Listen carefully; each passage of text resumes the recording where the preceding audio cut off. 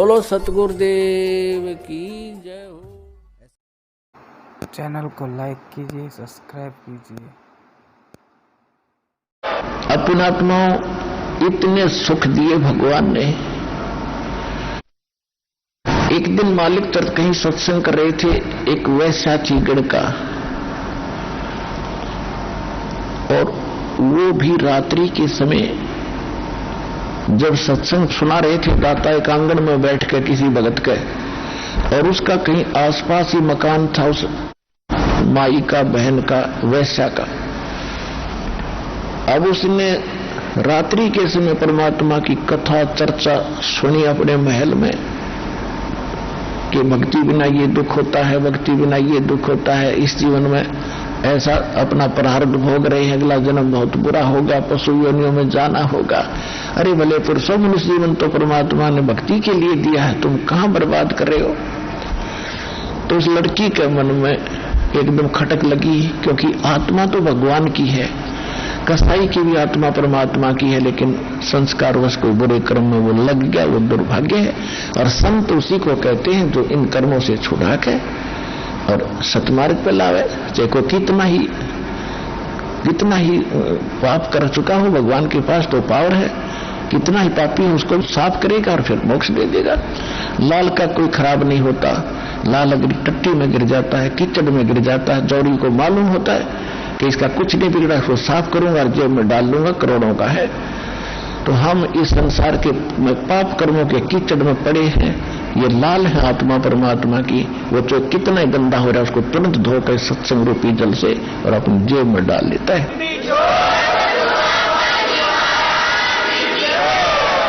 अब उस लड़की ने नींद नहीं आई, को मर्गी में तो है भगवान, मैं तो सारे दिन खोटे काम कर रही और एक भी शुभ काम नहीं मैंने आज तक किया, मेरा क्या होगा, कांप गई आत्मा। और वो लड़की नहा धो के स्नान करके सत्संग में आकर बैठ गई। अब परमात्मा सत्संग सुनाने के बाद वो लड़की खड़ी होकर बुरी तरह रोने लगी। उसने अपना परिचय अब बताया। परमात्मा बोले, कौन है बेटी, क्यों रो रही है, क्या दुख है तुझे। कि हे मालिक, मैं महापापनी और दुष्ट औरत हूं, मैं तो इस सभा में आन जोगी भी नहीं हूं, लेकिन मैं रोक नहीं सकी आपके ज्ञान को सुनकर। क्या मेरे जैसी दुष्टा का भी उद्धार हो सकता है। परमात्मा ने कहा, बेटा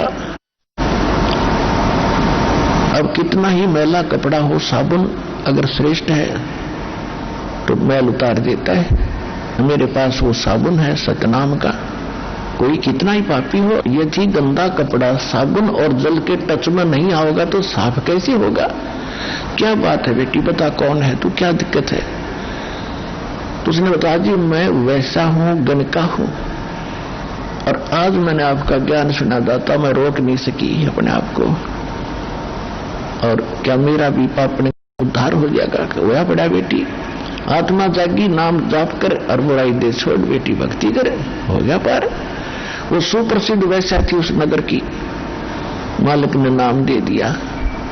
अब वहां सैकड़ों की संख्या में भगत बैठे थे, माई भी बैठी थी, परमात्मा ने दीक्षा दे दी। अब हम इतने नालायक हैं, क्योंकि सब जो आत्मा सुखी तो हो ही गए थे, उनके सारे कष्ट वो भूल भाल गए थे, 64 लाख से सो चुके थे।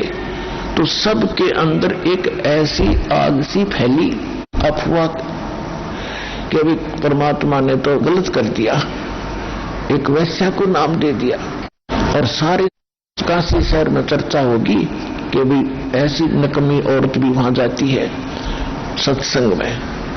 सब जगह उन्होंने यह अपनी भक्तों में सब जगह फैला दी। अब जब वो सत्संग में आने लगी, क्योंकि जिसने देख लिया कि मेरे तो घने खोटे कर्म से, वो तो साबुन और जल को ज्यादा प्रयोग करता है, वो ज्यादा सत्संग में आने लगी। तो सत्संग के संगत के अंदर एक फुसर होने लगी, उस लड़की को खुरकाने लगे निकम्मे से टाइप के, कि तू यहां मत आया कर, बेइज्जती कराओगी गुरु जी की, यहां मत आया कर, तू दुनिया तुझे जानती है जैसी है। अब वो जा कैसे वहां से, उसका तो बात तो बिगड़ गई और किधर ठिकाना नहीं। उसने एक दिन मालिक से अर्जी लगाई कि दाता मैं कहां जाऊँ अब। क्या बात बेटा, कि यहां आती हूं तो ये कुछ भक्त आपके भाई कहते हैं तू यहां मत आया कर, तूने सारे चर्चा का विषय बना दिया, गुरुजी की बेइज्जती करावेगी और ऐसे ऐसे। तो परमात्मा फिर सत्संग में ज्ञान सुनाने लगे, सामूहिक तरीके से बताया करते। भाई कुष्टी हो संत बंदगी कीजिए, वो वैसा के विश्वास चरण चित दीजिए। अरे भले आदमियों, यदि कोई अपराधी है, यानी अगर वो सत्संग में आवे ही नहीं का तो वो कैसे छोड़ेगा अपराधों को। अब मैला कपड़ा है, जल से टच नहीं होगा, साबुन नहीं लगेगा तो कैसे सुस्त होगा। और यहां तक बताया कि यदि सत्संग में किसी का कोड लग गया हो और सारा चाम उसका कटा पड़ा हो और वो भक्ति कर रहा हो ना, उससे नफरत मत करना, उसने नाम ले रखा है, उसको हेट ना करना, उसको प्रणाम करना, उसको आदर से बोलना, क्योंकि वो भक्त है। परमात्मा कहते हैं राम रटत कोढ़ी भलो, चू चू पड़े जो चाम, ये सुंदर शरीर किस काम का, जामुख नाही नाम। और उधर से कहते थे हो वैसा का विश्वास भगवान का, तो चरण चित दीजिए, उसको एक अच्छी आत्मा मान लिया, उसको गण का मत समझना। अब जैसे गीता जी अध्याय नंबर 9 के श्लोक 30 में भी लिखा है कि अर्जुन, अतिशय दुराचारी व्यक्ति भी यदि सच्चे दिल से भक्ति कर रहा है तो उसको महात्मा तुल्य मानना चाहिए। ठीक है, कभी ना कभी बुराई छोड़ देगा, गलती होगी कि इंसान पर हो जाती है, और अगर इस मार्ग पर आएगा नहीं, लगेगा नहीं, तो वो बुराई छूटेगी कैसे। बहुत बार दाता ने कहा लेकिन हम इतने ढीठ हैं, अपनी सोच न ऊपर रखें, फिर भी ऐसे सुर होती रही। परमात्मा ने सोचा कि इन जो 64 लाख का यो झुंड मेरे साथ लाग गया, इनको सुख हुआ, इनका सुख हुआ तो ये मुझे भगवान मानते रहे, आज मैं कह रहा हूं इनका असर नहीं हो रहा। तो परमात्मा ने सोचा सुर क्या ला, सुसरिये कह दूं। रविदास जी जो थे कबीर साहब के बहुत निकट रहते थे। रविदास जी चमार जाति से थे, परमात्मा जुल्हा जाति से थे। वैसे तो जाति तो हमने बना रखी है, तो महान आत्मा थे, पर जिस कॉलोनी जिस ग्रुप में रहते वो नाम स्वयं तय पड़ जाता, कोई बात नहीं, जैसे भी। तो उन्होंने कहा रविदास जी बहुत विश्वास करते थे भगवान की एक एक बात पे। रविदास जी से कहा कि एक हाथी ला किराए पे एक दिन खातिर, और केवल हाथी लाना, पहलवान की जरूरत नहीं, आप उस हाथी के पहलवान बन जाना, यानी ड्राइवर।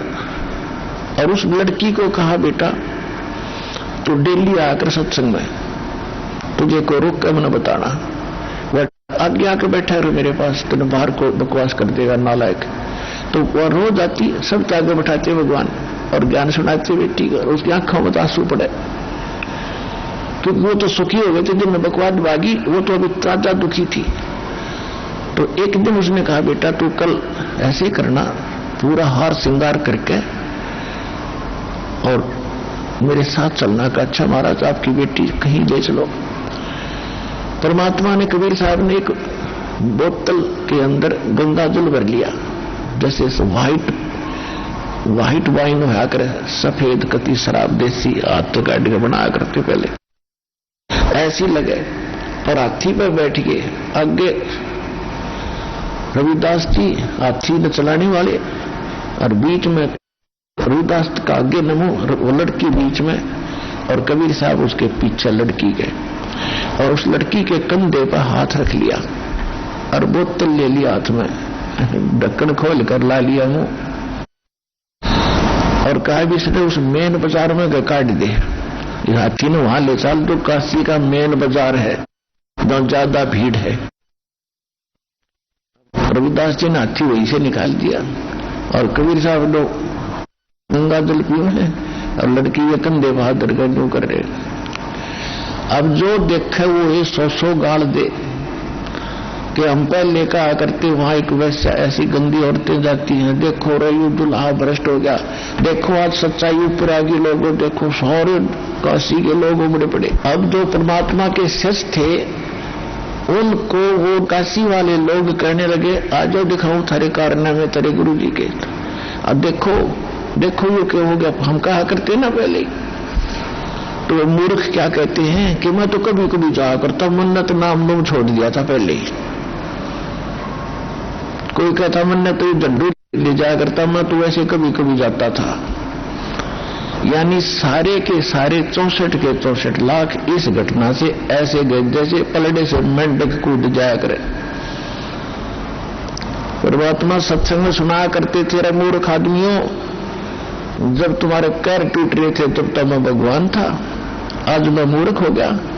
एक वैसा को साथ बैठा कर अपनी बेटी को ज्ञान सुना रहा हूं, आज भगवान नहीं रहा। तो परमात्मा ने उनकी वह फड़क निकालनी थी और उनकी परीक्षा करनी थी, तुम कितने विश्वासी हो और कितना भगवान को पहचान पाए हो। हम इसी बात में मार खाएंगे, हम भगवान को भगवान नहीं समझ पाए। और जब तक हम परमेश्वर कबीर साहब को भगवान नहीं समझकर डट के भजन करेंगे, इतना पार नहीं हो सकते। लेकिन मालिक दयालु हैं, वो तो दयालु हैं, उनको मालूम था कि ये चार्ज कर दिए जितने चाहिए थे, भक्ति इनकी करवा दी, प्रथम मंत्र का जाप करा दिया, और अब ये खालो धक्के पार तो ये हो नहीं सकते जब ये ऐसा घटना इनके मन में, क्योंकि वो श्रद्धा बनी नहीं।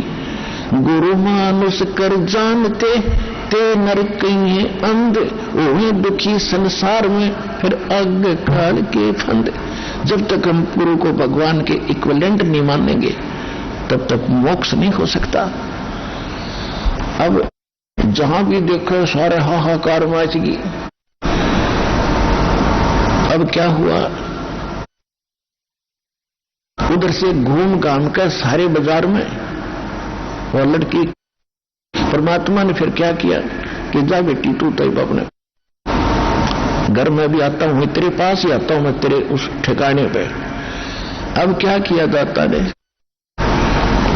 एक अर्जुन सर्जुन नाम के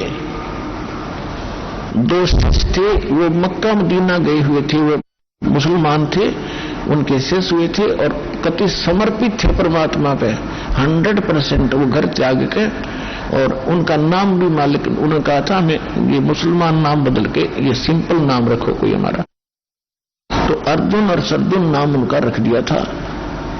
वो शिष्य बन गए थे और शादी नहीं करा रखी थी उन्होंने।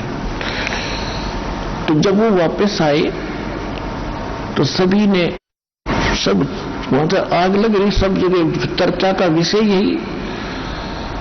तो अर्जुन सर्जुन को उनके गुरु भाई मिले कि गुरु जी कहाँ हैं, कि गुरु जी बैठे भाई वैश्या के घर पे।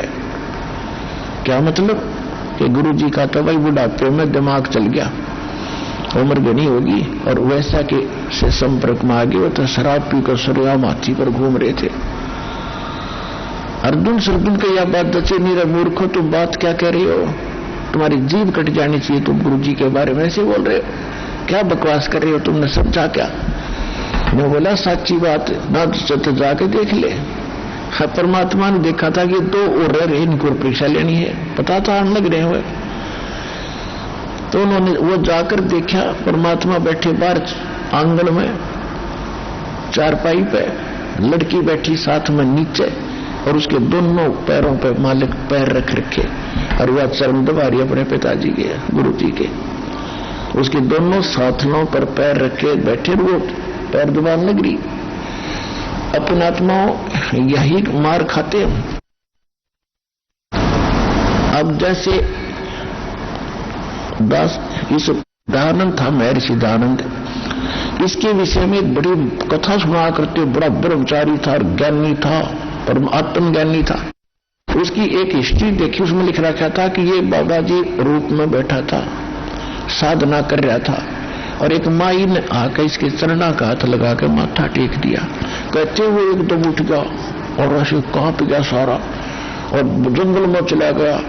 3 दिन तक एक मंदिर में, उजाड़ मंदिर में बैठा रहा। जब उसका मन शांत हुआ, इतना और त्यागी बैरागी और इतना औरतों से दूर भागता था। अरे बड़े आदमी, आत्मज्ञानी कह सकते ऐसे व्यक्ति को। जैसे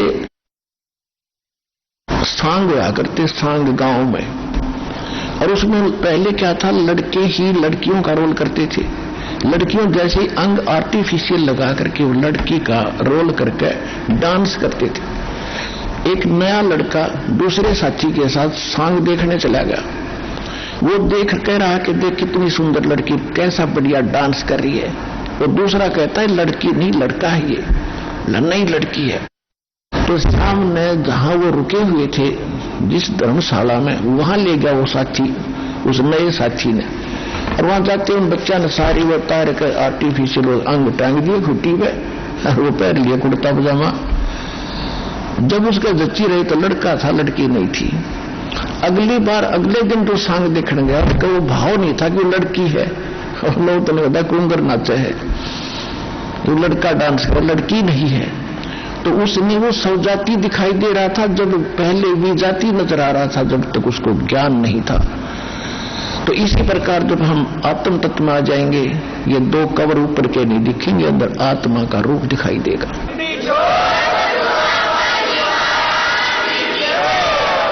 तो अर्जुन सर्जुन जब देखा, एक बार तो आगे निकल गए, मुंह देख के अगर सच्चे भाई तो साला पाट गया, जो कहते भाई सच्ची। गुरु जी तक किस स्थिति में बैठे हैं, फिर वापस आए, फिर हिम्मत सी करके अंदर चले गए दोनों। अब अर्जुन सर्जुन गुरु जी को कह रहे हैं कि सतगुरु यहां ना बैठियो, ये द्वारा है नीच। कहने लगे हे सतगुरु यहां ना बैठो आप, ये तो एक नीच जाति का घर है, छोटी जाति का आपका अपमान होगा। परमात्मा क्या उत्तर देते हैं कि ऊंच नीच में हम रहें, ये हाड चाम की दे। अर्जुन सर्जुन समझियो तुम रखियो शब्द सने। संकेत में कह दिया करे भले आदमी ऊंच नीच में हम रहें, और ये तो हाड चाम की दे। इस चाम और तेरे चाम में क्या अंतर है, मुझे तो तुम दोनों एक नजर आते हो। और अर्जुन सर्जुन समझियो राखो शब्द स्नेह। जो नाम दे रखे उन्हें जप ले चुप करके, फालतू बात मत करे। और कहा भले आदमी तुम मेरे गुरु हो गया, शिष्य कहा रहे, जब मुझे शिक्षा दे रहे हो तुम मेरे गुरु बन गए बेटा। अद्दो भाग यहां से मूर्ख हो लिया कल्याण तुम्हारा। अब वो तो कल्याण के लिए निकले हुए थे बेचारे, फिर उनको एकदम झटका लग गया, नाश हो गया बनी बनाई कमाई का। चरणों में गिर गए, वहीं पर है परमात्मा हमारी तो बुद्धि खराब कर दी, सारा संसार बकवास करे आपके बारे में, वो तो गुंडा हो गया, वगैरह भले आदमी हो। परमात्मा बोले फिर तुमने मुझे क्या जाना, संसार की बात में आकर तुम ऐसे मेरे से दूर हो गए तो फिर खाक भगत और के देखा तुमने, तुम तो छात्र और समाज को तुम मैंने तुम्हारी फड़क निकालनी थी, ये बकवास करा करते थे। एक लड़की आती है फलाना, क्या समझा तुमने, मैं इतना जितना गिर गया और तुम मुझे इतना निकम्मा मान बैठे जो जब तुम भगवान दिखाई दूं था तुमको, तेरे सौ सुखों थे। सर्जुन अर्जुन का जमीन नीचे से खिसकती नजर आई, क्योंकि वो तो उद्देश्य मालिक के लिए निकले थे। कहने लगे दाता घनी गलती बन गई, घनी नीच हम।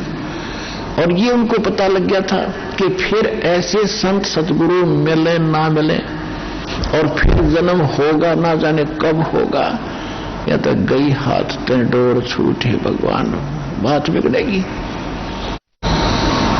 चरणों में पकड़ कर बुरी तरह रोई, वहीं पर है परमात्मा कोई विकल्प बताओ दाता। परमात्मा बोले भाई ईब तुम्हारा इस शरीर से वो बात नहीं रह सकती बेटा, कितनी बात बना ले, आपका वो भाव नहीं बनेगा, क्योंकि आपके अंतःकरण में वो मलिनता घर कर चुकी है। अब मेरे इस शरीर से तुम्हारा कल्याण नहीं हो पाएगा। अंडरस्टूड है। कहते हैं ये धागा प्रेम का मत तोड़ो चटकाए, और टूटे से फिर मिला नहीं, और मिला तो गांठ पड़ जाए। गुरु शिष्य का नाता इतना गजब का होता है, इसमें दोष आ गया तो फिर बात बनेगी नहीं जल्दी से। इसको कति गुरु परमात्मा तो होना चाहिए, परमात्मा में दोष नहीं हो सकता। हम अपने दोष दूसरों में देखते हैं। जैसे एक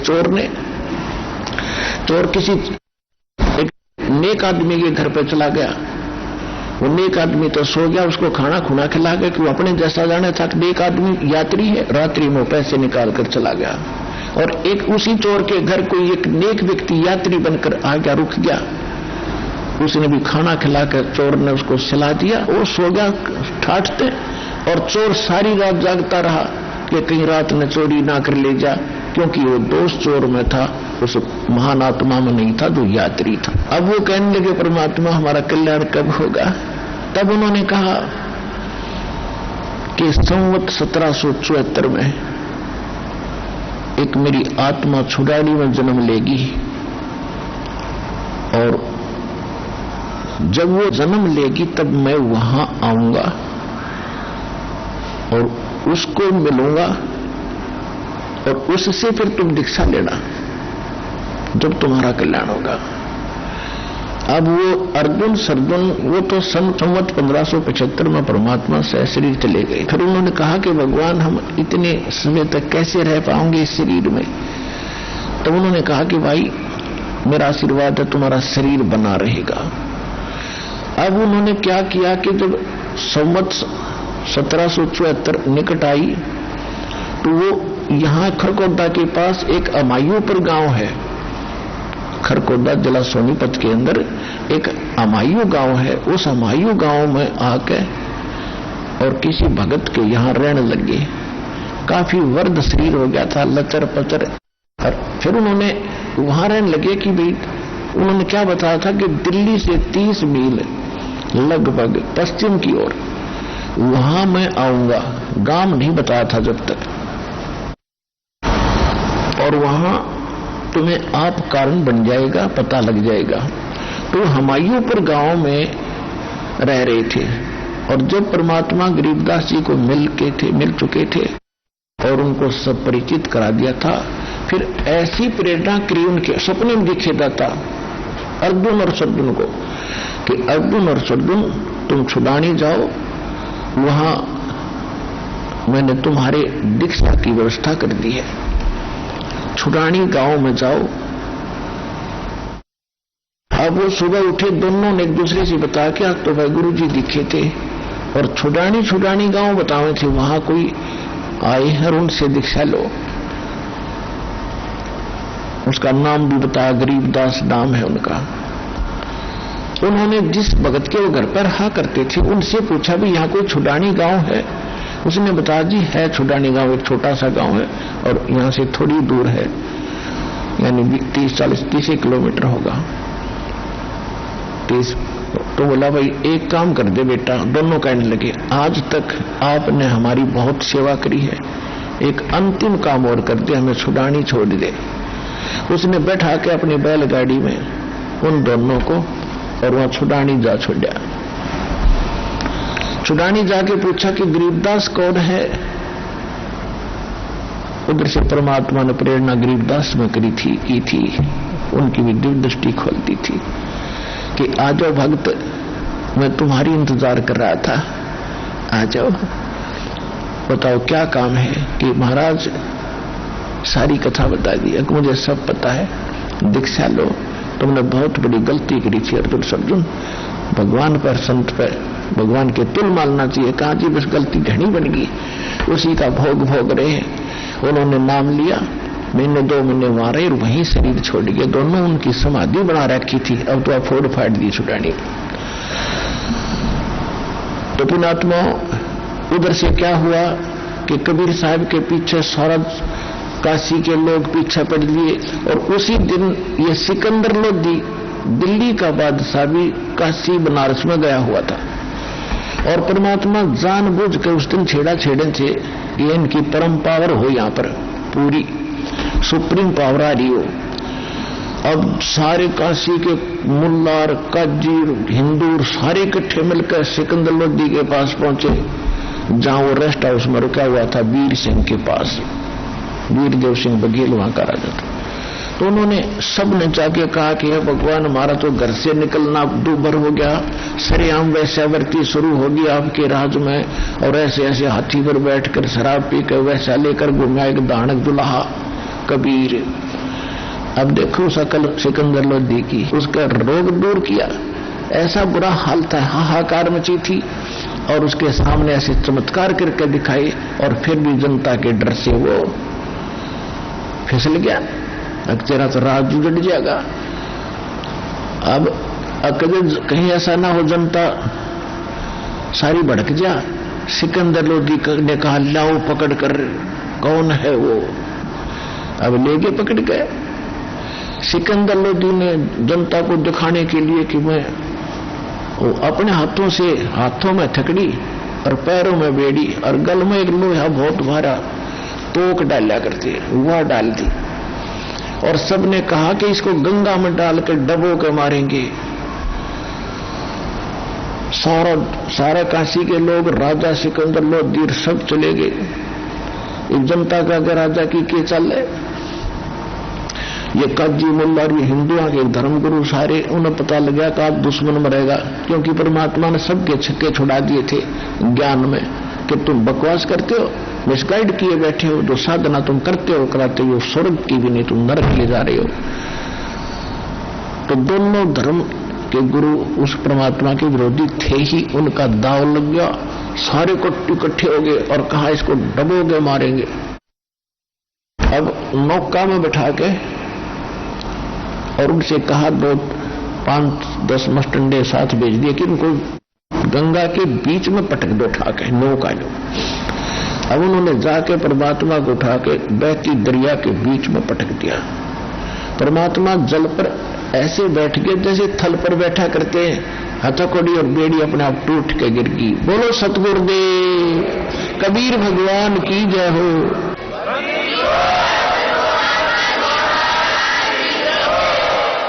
अब वो नौके में बैठे और नीचे गंगा जल में चक्कर काटता हुआ चल रहा है। अब वो नौका वाले तो बुला लिए, तुम आ जाओ वापस। फिर लगे उनको पत्थर मारो, इसका खूब पत्थर मारे। पत्थर कहां जाए इतनी दूर, सेंटर में।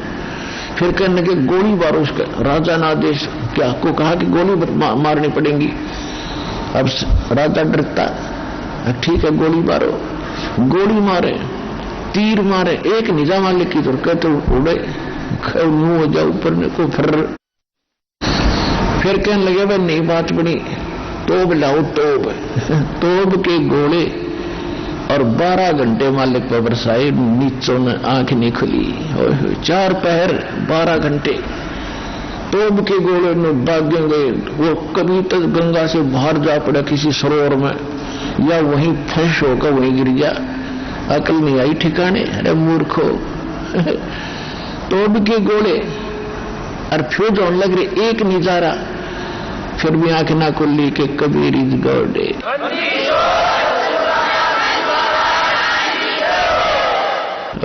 अरे मंदबुद्धि लोग तो, जो परमात्मा ने देखा कि ये मूर्ख ना जा यहां से, भूखे पैसे खड़े जनता ने लिए और परमात्मा नो का नो नीचे चले गए जल में अपने आप। जब ये कति सारी करनी करके थक लिए, तब उन्होंने खुशी बनाई कि डूब गया डूब गया डूब गया।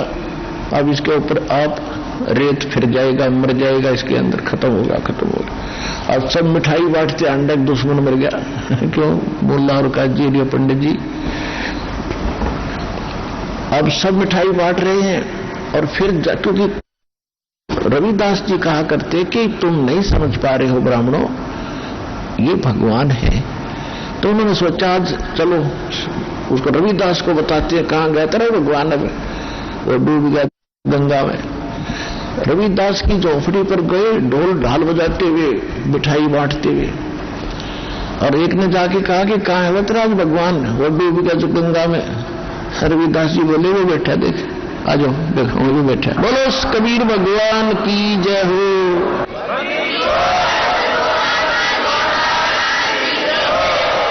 अब जो सा देखा वो बागले, जो सा देखा वो बागले। कहां?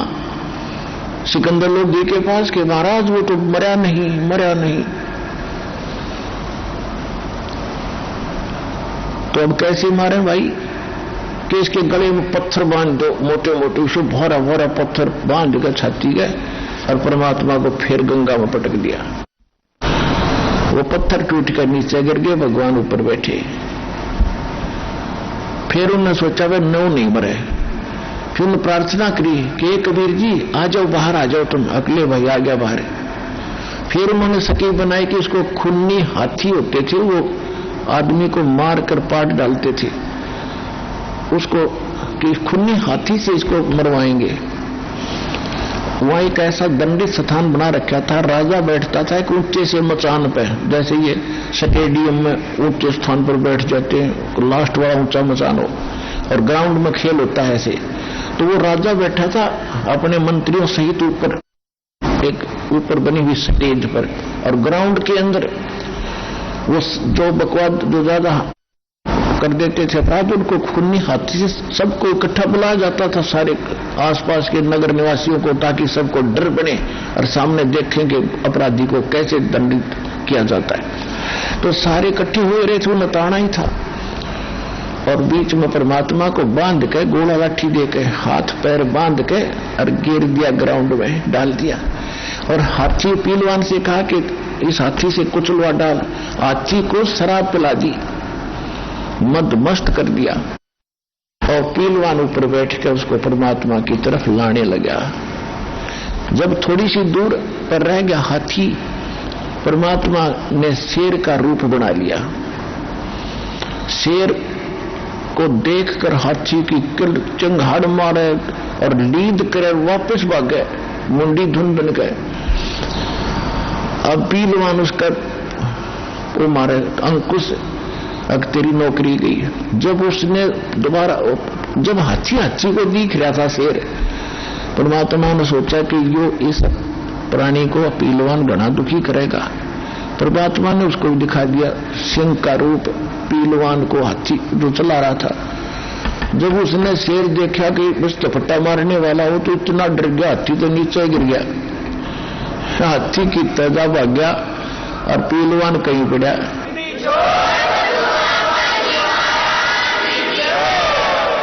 अब परमात्मा ने ये सोचा कि इस पीलवान को दंडित करेगा ये मूर्ख सिकंदर लोधी, इसको मारेगा गरीब को। तब परमात्मा खड़े हुए, हाथ हथकड़ी वो बांध रखी तो टूट गई सारी। परमात्मा निर्बंध को कोई बांध सकता है? खड़े हो गए और सिकंदर लोधी ने ऐसा दिखाई दिया जैसे शीश आसमान पर अड़ा हो भगवान का, और इतना नूरी शरीर चमक रहा हो।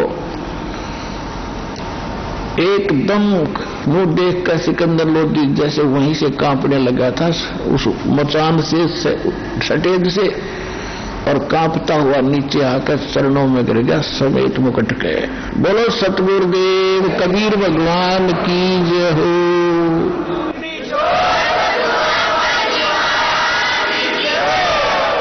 अनंत कोट ब्रह्मांड का एक रति नहीं भारे, सतगुरु पुरुष कबीर हैं ये कुल के सृजनहारे।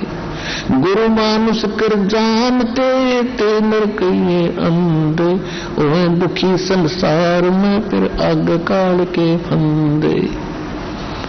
तो पुणात्माओं, जो गलती हमसे पहले बन चुकी है, उन फाउल पॉइंटों को आपको इसलिए बताया जाता है कहीं फिर मार ना खा जाओ या बात बिगड़ जाएगी। परमात्मा कितने दयालु हैं। उन 64 लाख को चार्ज करके यहां दो प्रकार से विमुख होते हैं भगवान से, गुरु से। एक तो गुरुद्रोही बन जाते हैं, जो गुरुद्रोही बन जाते हैं, गुरु की निंदा करते हैं सब जगह जा करके, उनको तो असंग जन्म तक मनुष्य शरीर नहीं मिलेगा, वो भक्ति तो खत्म उनकी हुई हुई। एक वैसे ही बोले वाले जैसे थोड़ा सा झटका लगा, बुराई नहीं करी और विमुख हो गए, समाज के डरते के जवाब देंगे। गुरुद्रोही नहीं बने, विमुख जरूर हो गए, तो उनकी भक्ति बनी रही, जिस कारण से वो 64 लाख ही आप हो। मालिक ने इतना चार्ज कर गए कि ईब आपको मनुष्य जन्म होते हुए आ रहे हैं, मनुष्य जन्म होते हुए आ रहे हैं, और वो तरफ भगवान की आज भी विद्यमान है। अब सबसे पहले सतलोक आश्रम बरवाला जिला हिसार में वो 64 लाख आवेंगे जो कहीं कहीं पटक रखे काल ने, और उसके बाद पूरे विश्व को कलम चढ़ावांगे, सबका बेड़ा पार होगा। बोलो सतगुरुदेव।